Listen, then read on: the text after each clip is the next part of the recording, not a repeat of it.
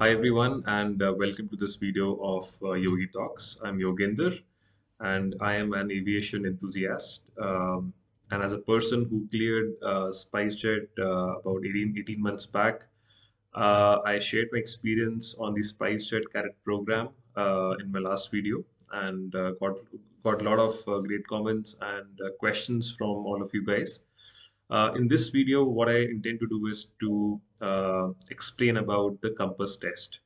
Now, I know a lot of you might be aware of compass, what exactly is compass, how it's taken, but my intention in this video is to get the basics right of compass, what is compass, how can you prepare for compass, and especially from the SpiceJet perspective, what exactly was asked in compass when I gave the exam. Now, as a person who has cleared SpiceJet Compass test, I can tell you that Compass requires some amount of preparedness. It's very important. You just can't go there and just sit there and hope that you will be clearing the Compass test. Doesn't happen like that. Like any other exam, this exam or this test requires a lot of hard work, a lot of preparation. So my intention is to guide you in a way and let you know that how you can clear the compass, not just for SpiceJet, but I think for any other cadet program. When they open, I know right now it's a tough time. A lot of airlines have frozen their cadet programs, but the silver lining is, that we have other airlines coming up in India. We have Jet Airways again coming up. Then we have Akasa from that's an airlines which is being started by Rakesh Jhunjhunwala. So we have some good things coming up in the Indian aviation industry. And just to let you know, this video would be done completely in English. Last video was in Hindi and English, but obviously I got a few requests, saying that if we can do this video completely in English and to cater to that audience as well. So respecting that, let's move ahead in this video. And it's a presentation. What I intend to take up in this video, it's a short presentation, and I think I have sort of kept it very basic. So let's start with that. Okay, so I think let's start with the basics. Now, what is Compass? The full form of Compass is computerized pilot aptitude screening system, which is nothing but a series of psychometric and psychotechnical exams. Now, the intention for this exam is to check your aptitude and your cognitive abilities. Now, which means that how quickly can you think, how quickly can you act in case of any emergency, how quickly can you calculate.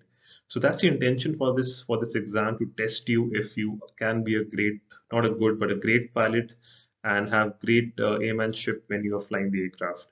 And this was designed by the European Pilot Selection and Training, ESEPST, which I believe is an Amsterdam-based training agency back in the 90s. And this is the de facto standard used by all the cadet programs, or let's say selection, used for selection in the airlines industry currently across the globe, and not just India, across the globe. Uh, Now, this I've taken from SkyTest, this particular screenshot. Now, this tells you what exactly are the basic components of a compass test. Now, we start with attention, which is that how quickly can you multitask, which means that if tomorrow, you are, let's say, talking on the radio with the ground controllers or ATC, and some emergency happens, can you multitask? Can you basically figure out which task to prioritize and which task to deprioritize? So these are things which will test your ability to multitask, and we'll come to that on what are the tests which are taken or given to test your ability to multitask.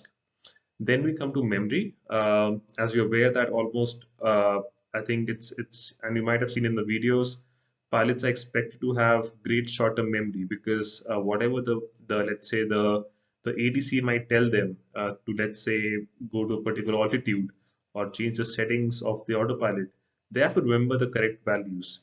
And you can well imagine, if this doesn't happen, this can lead to a catastrophic outcomes, and which has happened in the past. So pilots are expected to have great short-term memory, be very attentive, and that's something which is tested through these two tests.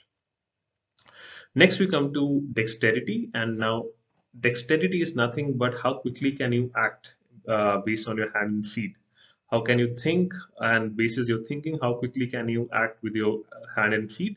And this basically has the test called the complex control task, which is nothing but using your joystick and pedals to basically maneuver the aircraft.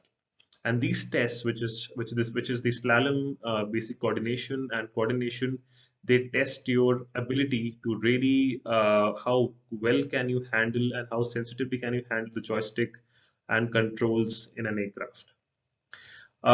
Other important application is around numerical ability. Now, this I'll come to, and this I'll pay more attention, because in SpiceJet they might say that they will only be asking you mathematical questions, and which are, let's say, basic mathematical questions, nothing too complex. They will ask you around calculation, conversion from kilometers to miles, and things like that. But the main factor is time.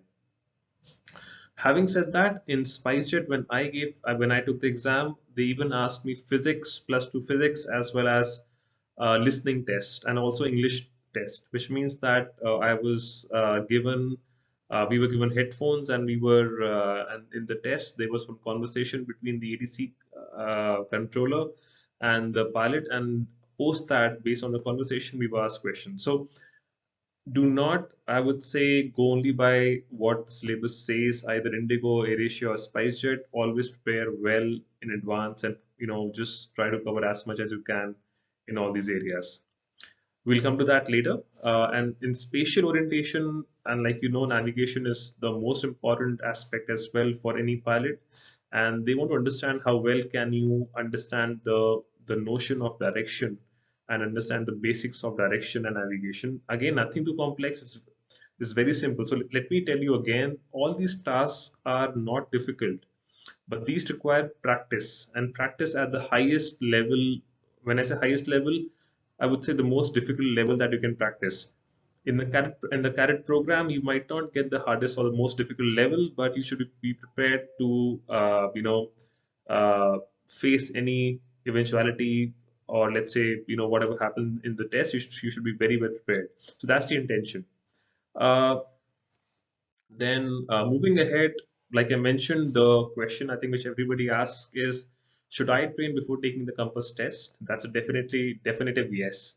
Let me tell you my example. In 2006, I remember after graduation, I went to the Service Selection Board, SSB for Air Force, and I performed well in other tasks, but I never took any training, any practice for the pilot aptitude test, which happens there.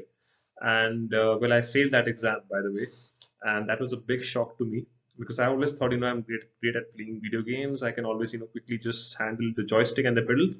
But for me, it was a difficult task. Now, it's possible that few of you might be very good in these tasks, and you just might, uh, just for the first time when you see these things, you might be able to have a quick grasp.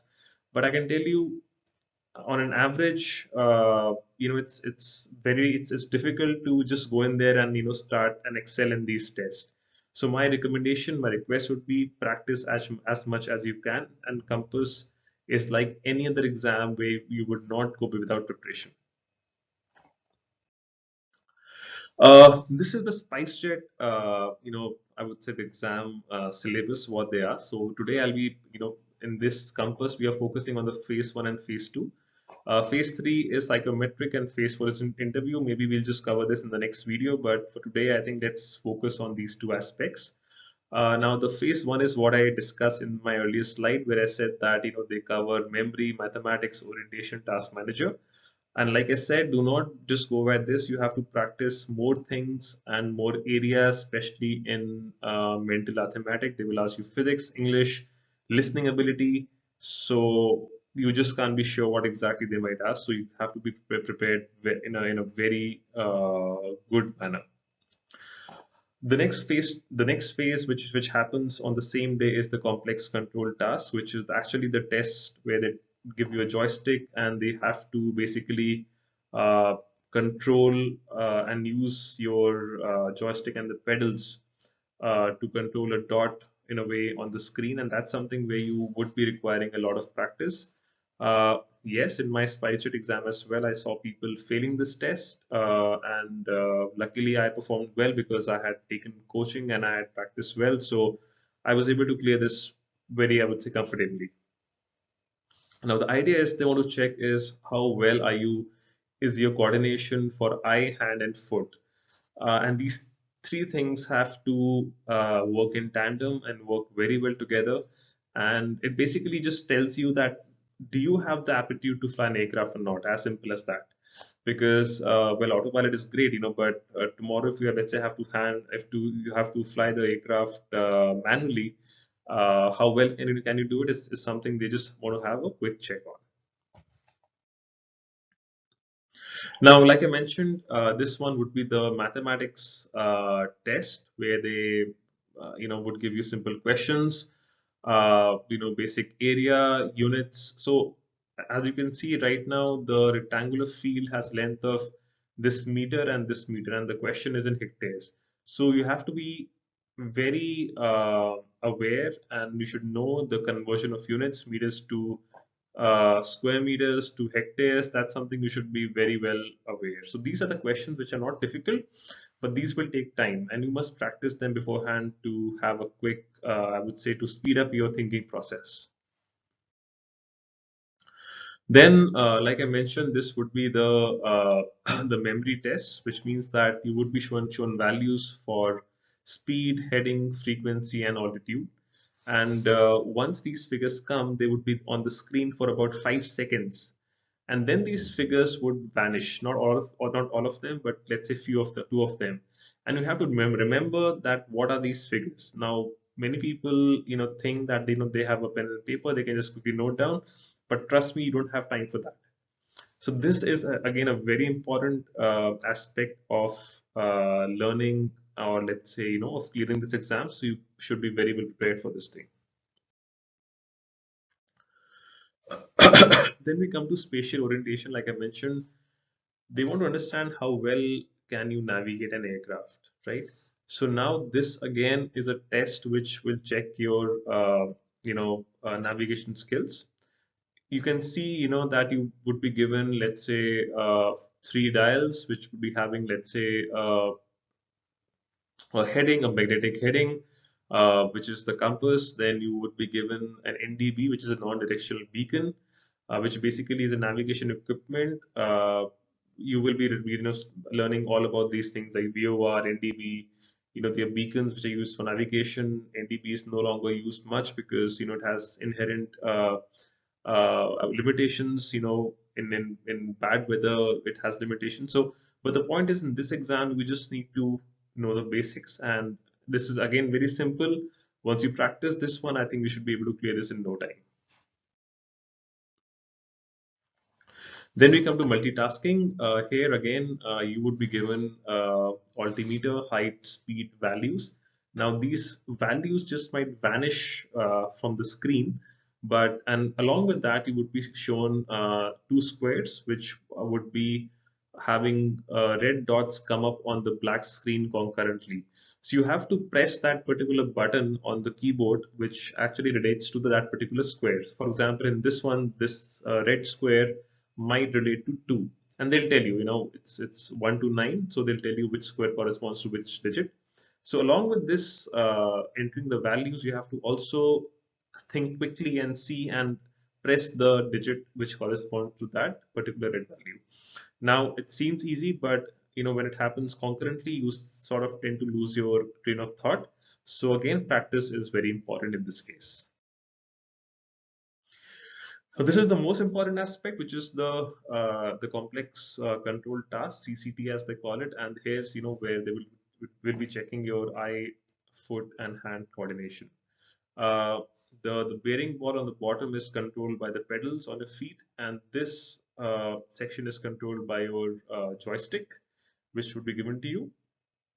And on the right, you will see the altitude, becoming less, and you have a target altitude which you have to control via the keyboard. So all these three things again have to happen concurrently. If you don't practice with the joystick and pedals, well, you would find this very difficult to clear in the actual exam. I mean, you can practice this, with a keyboard at your home, but if you don't have a joystick or let's say pedal, it becomes very difficult. Okay, so I really hope that you found this video useful. It's again, like I mentioned, it's a very basic what I have told you about compass test. You have to practice. In the comments, in the description, I've mentioned sites where you can take a look and just either take subscription or just practice for free. Um, you can practice all the tests there, but again, the complex control task is something that I think which needs a lot of practice and actual hands-on practice with the joystick and pedal. So if you have them at home, you can buy them, or if you have a coaching institute, you can join that. They'll make you practice, but either ways, please do that. So I really hope you found this video useful. Happy to answer any questions, any feedback, and hopefully all of you would do very well in the Compass test in the cadet programs. And I know it's a tough period for all of us, with the freeze and with the aviation sector having a bad time, but just hang in there, and I'm sure things will get better. Thank you for watching. Good luck.